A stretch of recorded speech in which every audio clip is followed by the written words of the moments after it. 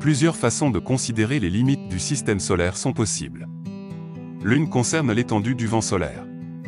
Il s'agit du flux constant de particules chargées jaillissant du Soleil à 1 million de km/h et baignant les planètes.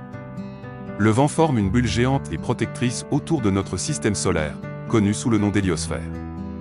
Cette immense région traverse la Voie lactée, nous protégeant du rayonnement interstellaire et créant un environnement propice à l'épanouissement de la vie sur Terre. Mais ces frontières ne sont pas fixes. À environ 18 milliards de kilomètres de la Terre, bien au-delà des planètes, le vent solaire pousse contre l'espace interstellaire.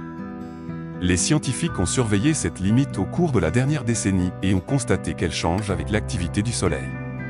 Environ tous les 11 ans, le champ magnétique du Soleil augmente.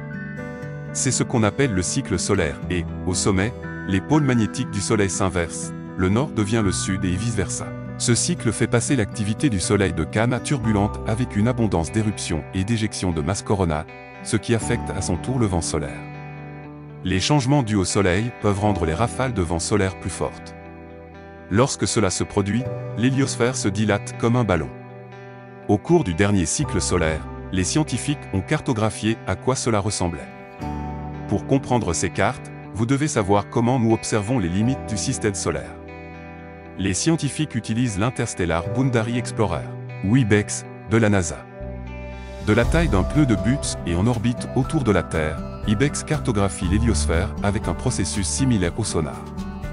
Mais au lieu d'utiliser le son pour détecter des objets, il utilise l'écho des variations du vent solaire. Par exemple, à partir de 2014, la pression du vent solaire a augmenté considérablement et de manière prolongée. Un vaisseau spatial de la NASA près de la Terre a détecté des rafales de vent solaire 50% plus fortes que les années précédentes. Après avoir voyagé pendant un an, le vent solaire a frappé le bord de l'héliosphère, d'abord le choc final, puis il est entré dans l'héliogène entouré par l'héliopause.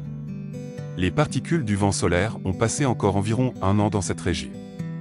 Certains sont entrés en collision avec des gaz interstellaires dans l'héliogène et se sont transformés en atomes neutres énergétiques, ou ENA.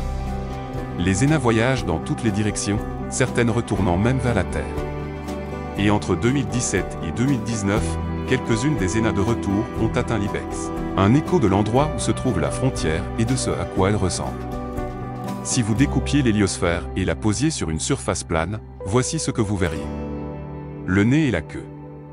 Le nez présente des flux d'ENA élevés, qui indiquent une forte rafale de vent et le gonflement de l'héliosphère. En suivant cette expansion, les scientifiques ont découvert que le nez et la queue n'étaient pas symétriques. Si nous comparons les cartes, les ENA de cette forte augmentation du vent solaire en 2014 sont revenus du nez, mais ils ne sont pas encore revenus de la queue, ce qui suggère que la queue est beaucoup plus éloignée du Soleil que le nez. Cela indique que l'héliosphère ressemble davantage à une comète qu'à une bulle ronde. Disposer d'un cycle solaire complet d'observation de l'héliosphère ouvre la porte à la compréhension du seul environnement dont nous savons jusqu'à présent qu'il peut soutenir la vie. Et il y a eu quelques surprises. Au-delà de l'héliosphère, près du nez, une région a mis 2 ans de plus à réagir à l'augmentation du vent solaire en 2014. Les scientifiques pensent que ces ENA ont rebondi hors de l'héliopause et dans l'espace interstellaire avant de retourner vers la Terre. Ce sont des signes que nous sommes encore en train d'en apprendre davantage sur les bizarreries de notre système solaire. Mais une chose est sûre, ces caractéristiques pourraient nous renseigner sur les ingrédients clés de la vie autour d'une étoile.